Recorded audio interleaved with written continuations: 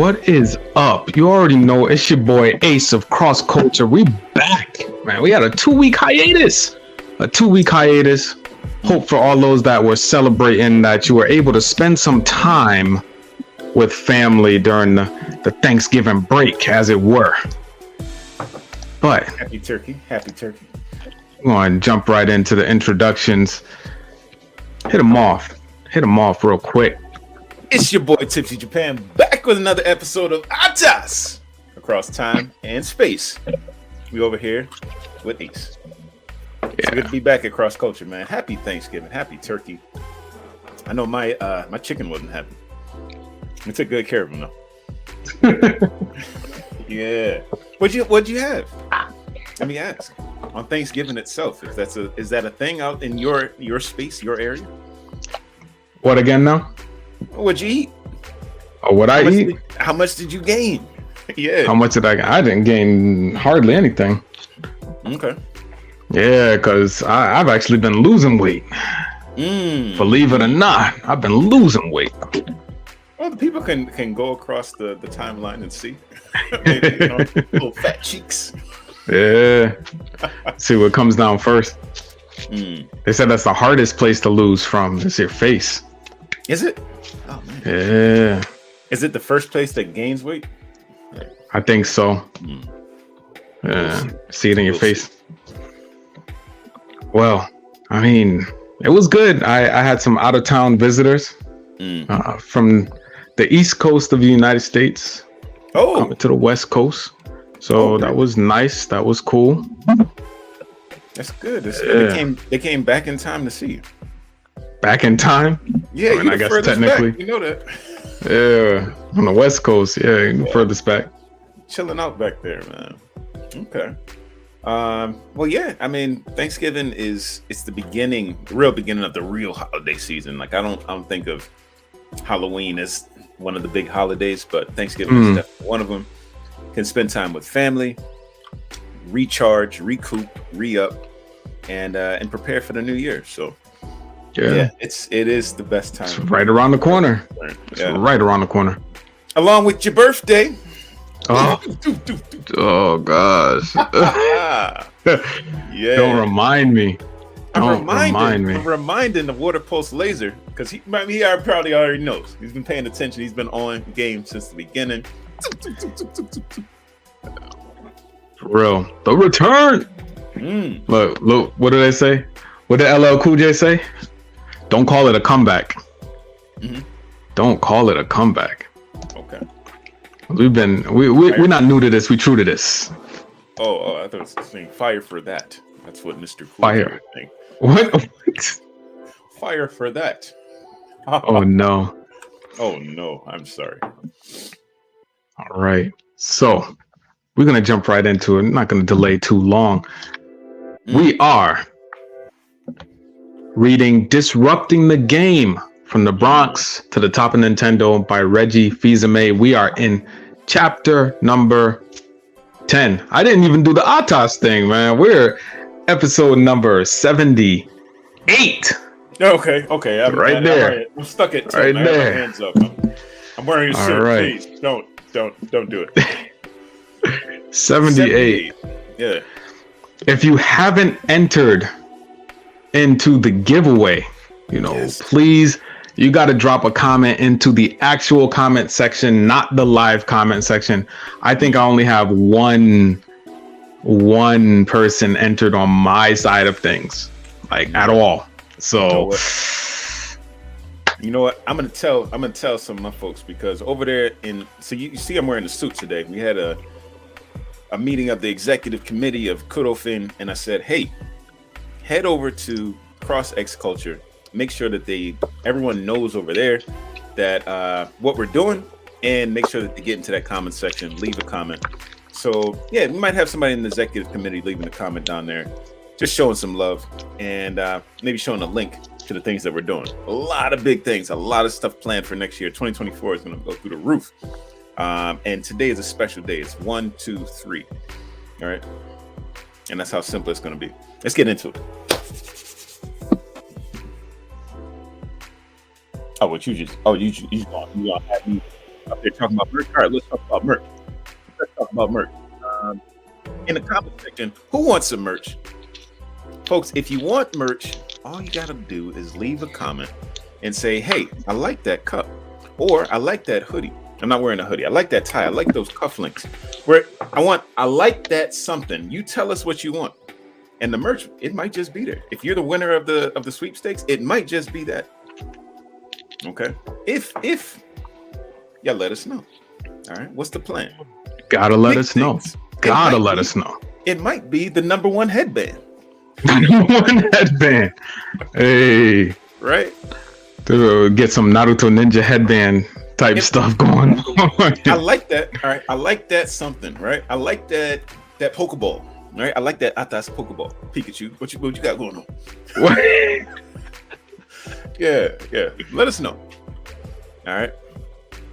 Official. Yeah. So we got people asking, like, commenting in the live chat don't count. No, it does not. We do appreciate the live comments because it helps the flow of the show and all of that. But if you review, say not the live comments, actually dropping it in the comment section is what gets you in. Makes all the difference. Yeah, we want to make that abundantly clear because it's two different types of interaction, and we can track when you put it in the comment section extremely easily versus going back through the video. So you hit us in the comment section, we get, I know I do, I get notifications on my phone like, boom, this person commented. I go back and I hit you with the heart. That's how you know I've seen it. And I might even, throw a little, hey, what are you thinking about with this and that and that? That's a different type of interaction. All right. That's what we're doing right now. When you guys are behind the scenes, you're putting up these comments and everything. We can see that right now and respond to it immediately, right? But we want to go back later and say, all right, let's do some statistics here. Like what do people really want us to do with the show in their reflection time, right? Go back after the show and let them know. All right, let him know over there. Let me know over here. Over here on TPC Japan. Nah, man. And we'll get it done. All right. Yeah, that's how it goes. That's how it goes. So what's the soup du jour? I'm wearing the suit. You in soup du jour, man. You just love soup, huh? Yo, the last time I said that, was that on my side or your side? I mean, I would think it was on your side because you say it every single episode. I mean, when I'm wearing a suit, I say the suit. No. Hey, yo. I'm gonna need y'all help. I'm gonna need y'all all to go back and look at the times that TPC says soup du jour and see if it's only when he's wearing a suit, because I feel like he's sorely mistaken. That's just how I feel. Give us a count. And that'll count for double in this section madness. All right. If you can contradict me by going back and reviewing, then we can make sure you get one more entry into the sweepstakes. You're heading towards 100. All right. Oh yeah. 100 is coming up. It's coming up fast too. All right. We're on chapter 10. So chapter 10. Put my hands up before. All right. Chapter 10. Okay. So Reggie's getting into some different stuff in this chapter.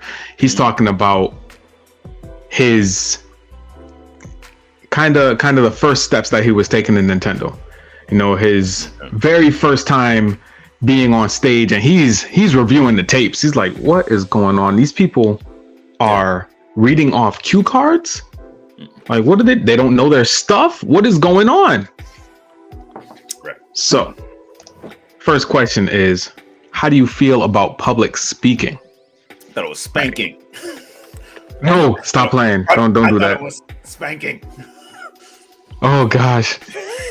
You're horrible. You're horrible. I'm gonna end the stream early. Go. Yeah. I'm just gonna end it.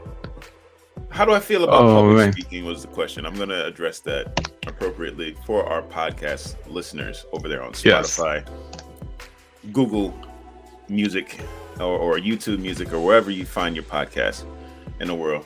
I love it. I was just at the Jolt conference last weekend. Man, that was last weekend already. And I happened to be blessed with the opportunity to speak in front of about 60 to 70 people. It was actually filled to max capacity. The room was supposed to be it was supposed to be 60 people at most. Only 16 signed up. But what we did, we handed out information about the company, and out information about the presentation. Me and my Japanese colleague, and we're at booth 11 at the conference, and our presentation was at 11 o'clock. So we played both of those cards there, and we said, all right, so be there at 11 or be here 11. All right, I'll see you there.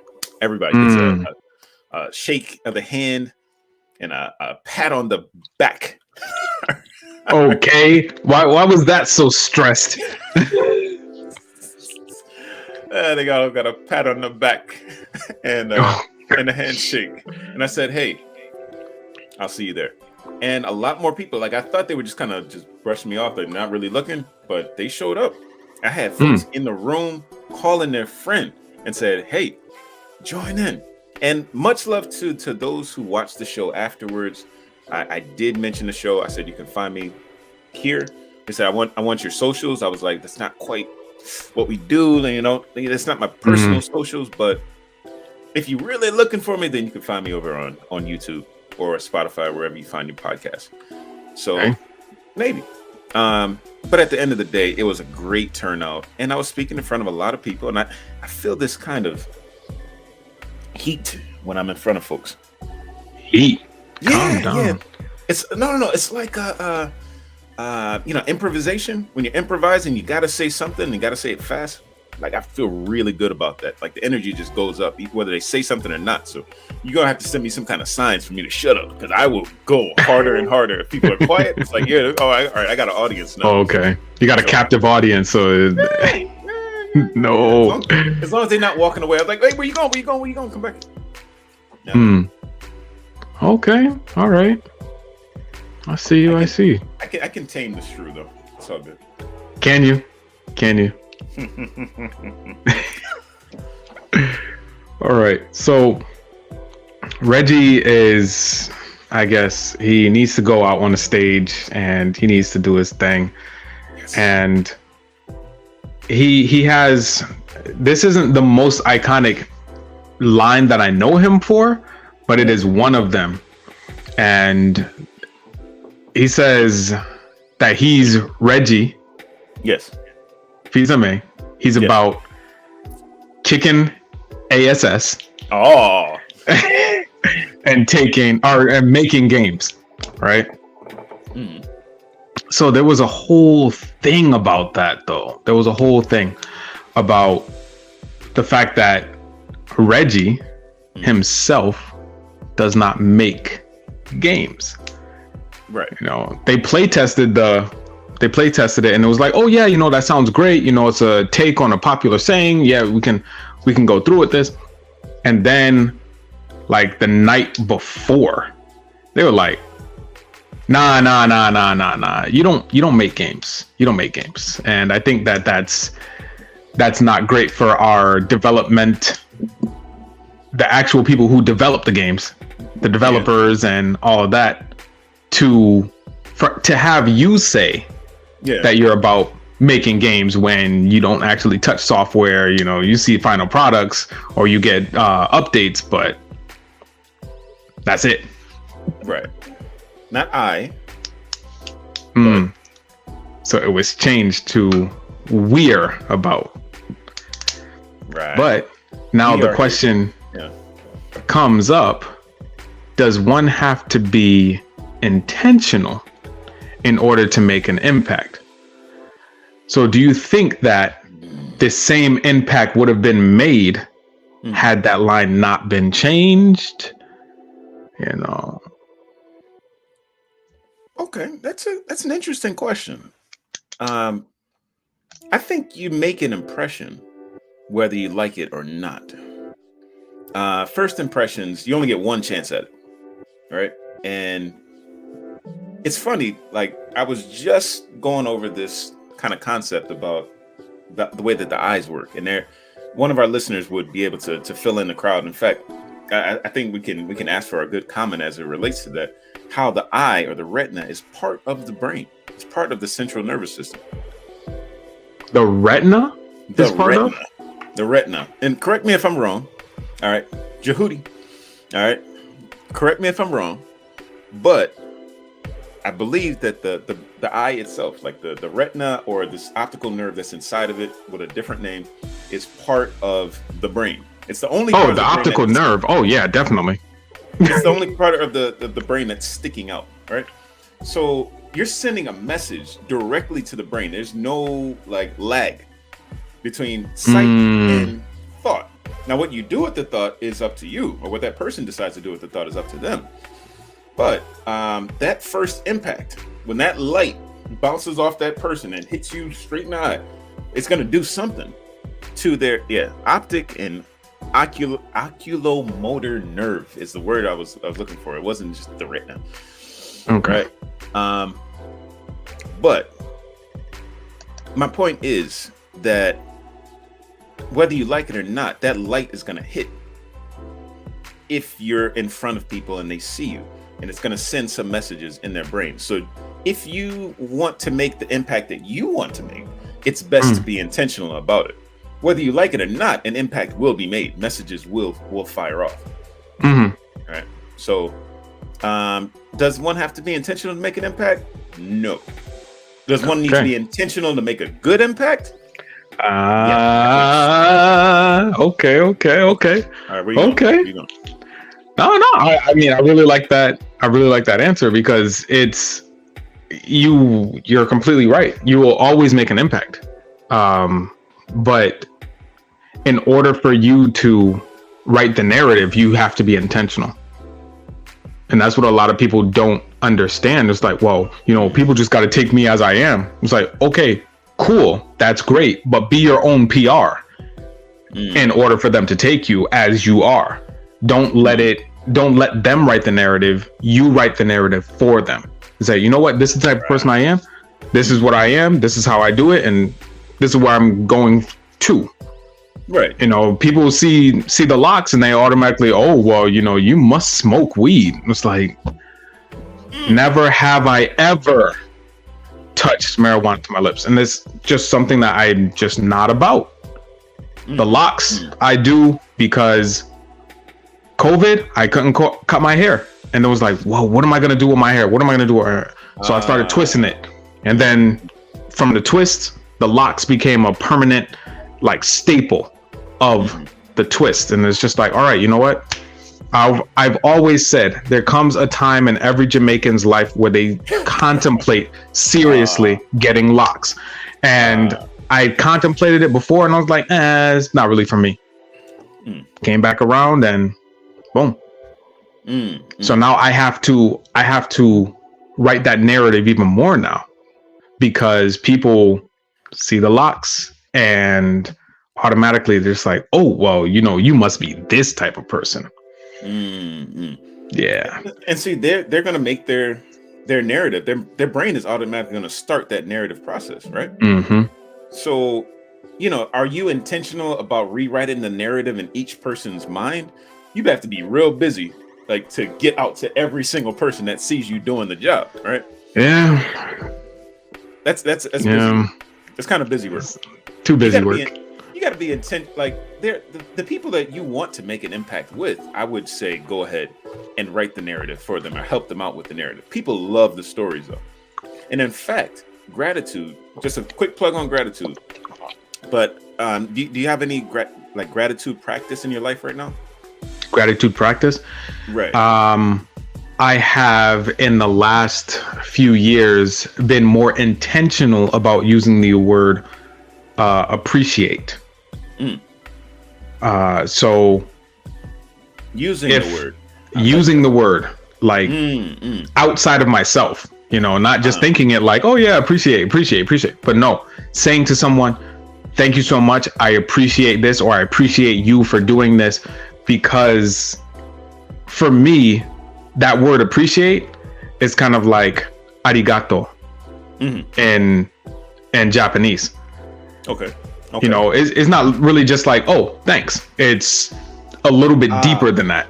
And I didn't get that until I went to Japan, where it's like, you don't just throw around arigato, because it's like you did this for me, so I plan on reciprocating.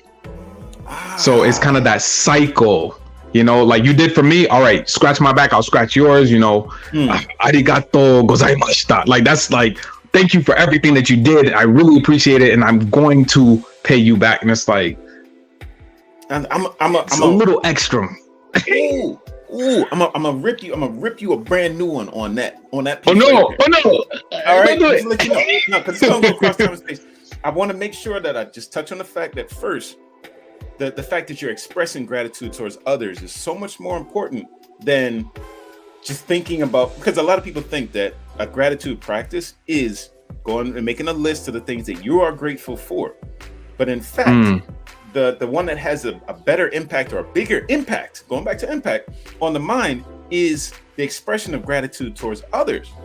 You make a huge impact in their lives when you say, I appreciate you do this thing. That is the true gratitude practice. Now, the other thing that has to link back, and we're talking like 2,000 years worth of linkage right here, right now. At this moment, Okay, all right. When you said that appreciate sounds like arigato, it also sounds like aleph. Aleph. That's A in Hebrew. Hebrew, yeah. Right. And today we were on Psalms 119. All right. Thank you, Dave. Okay. First, the first one starts with Aleph. Asha is the name of the sound. Asha it's the name of the first word in Psalms chapter 119, verse 1. All right. 119 is a long one. I don't like 119. But they're all 8 verses. They're all 8 verses. And I'm Mr. 8 because I was born on November 8th. So I just linked a whole lot right there. Aleph, Bet, Gimel, Dalet. Right. Vav, Zayin. All right, he's gonna go through the whole alphabet, folks. Het. No, I can't count and say them at the same time. Well, 1, there's 22. 3, 4, 5, 6, 7, 8. Het is number 8. Oh well, there's 8 verses in each one. Oh, that is kind of crazy. Going through the whole Hebrew alphabet. Yeah, you're right. And each one actually starts with the sound of that letter. So the first one, or it would. It would, yeah. It probably says it would, right? But the first sound it would come out as Asha. So Asha, arigato, aleph, and appreciate. They all sound the same way, and it's a release or a feeling of Abba, Father. All right, they're all that same, coming from that same place of a release of energy and feeling connection with our true creator. Like, come on, man, you can't. No. So what's in the cup, bro? So look at this. I'm gonna rip you a new one now. Okay, I'm gonna have to let me reciprocate the favor. All right. Okay. So I was doing a little bit of a dive, you know, listening to some people talk about religion and talking about language and talking about the tetragrammaton, which is the 4-letter word that we had for God, which is Yahweh. Right. That's what we pronounce it as, but in Hebrew, there's not really any vowel sounds. Right. So they kind of get put in after the fact. So there's pointing. They call it pointing to where those things actually come in. Okay. Yahweh is not really how it's supposed to be pronounced. But the sound of those 4 letters is on par with the sound of taking in breath and releasing breath. So it's so much more than just Yahweh. No, it's my ability to breathe. So you got the song that says, this is the air I breathe, your holy presence living in me. That type of close knit, just, I can't breathe without you. I can't live without you.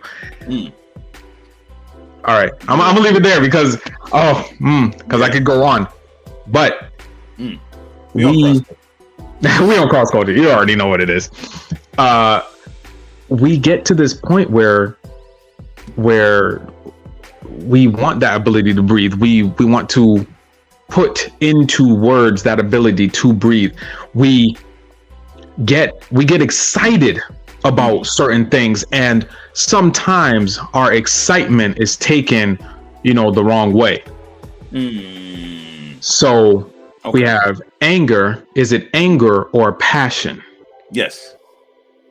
Because so many times we get people that are like really just emphatic about what they believe and what they want to do and just want to go with it. And I'm like, oh, look at this lunatic, this fanatic over here. And sometimes we're just not ready to hear what they have to say. Not to say that everybody that's speaking has something good to say, but that's where discernment comes in. So have you ever had somebody take your passion for anger? Yeah. Oh, yeah. No. When me and a colleague before ATAS got started. Oh no. A few years ago, in the dark ages before ATAS. Yes, I know. It's hard to imagine, right? Before time and before space. There was a colleague and I sitting at the table, and we were talking about making a podcast. And the reason that we decided to head in that direction or pilot this thing is because every time we were at work, and he was Jamaican, folks would say that we were arguing. They swore we were arguing. Like, we're not arguing. We're just talking. But we're talking passionately about the stuff that we believe in, and they're just, here they go again. Right? So, look, folks, it's not anger, all right? I got a smile on my face for a reason. I'm not showing my teeth because I want to bite, all right? A nice smile. Mercy. All right? Does that happen to folks in the comment section though? Have you experienced this? Oh, here we go, another angry one. I'm saying angry one. Angry one. Yeah, I didn't know that expression, angry one. Oh, I don't know what you're alluding to. No, I don't. Oh, okay. Well, I went to an HSBC, historically black. Okay. BC. Yeah. HBCU. HBCU, thank you. It's the name of a, and I haven't gone to one. there's a name of a bank by a similar name out here, and I've seen it too many times. Oh gosh. I went to the first one, folks. So before they even had a title for these things. But one of my classmates put me on game. He's from Boston. He would say, "Put me on game," and he said that he doesn't want people to think that he's just another angry black person. And I don't want to. Yeah. But you've heard that before, right? Mm-hmm. Yeah, like I hadn't heard that in Connecticut, to be honest. That was not in my vernacular at all. No one said that there, but when I got to college, it's like, oh, another angry. Yeah. And I went to I want to say a predominantly black college because 80%. At the first college I went to, 80% of the college population was Haitian. Oh, okay. Yeah, so I definitely picked up a little Creole. Like I probably couldn't have a conversation anymore, but definitely picked up a little bit. But it was more so like a warning. Like within the college, like, hey, you don't want to be seen as that angry black man, that type of thing. It's like, ooh, okay. When we go out here, don't be looking like an angry black man. It's like, oh, okay. All right. What is an angry black man? Yeah, like what is that in reference to? Who is the angry black man that people are stereotyping us to seem like being? I wouldn't even know, to be honest. Don't know that. I don't know where that stereotype came from. Who is he? I don't know him. But anger, thought of this. He is angry and he is black. Yeah. Yeah. I mean, it's kind of crazy to think about because Oh, you want to be intentional about what you're doing. Oh no. is that Samuel Jackson who did it is to us?